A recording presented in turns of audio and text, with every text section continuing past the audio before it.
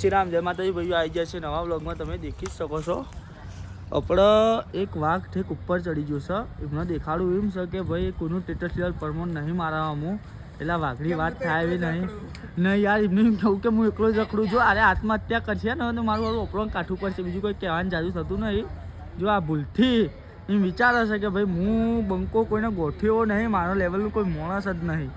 આ બંકાનું કહેવું એમ થાય છે કે નેચરવાળા નેચર જઈને આપણે દારૂ જઈને ઉપર જ ચડીશું. એટલે કોલેજના ઠેક ધાબા ઉપર ચડી ગયો છે.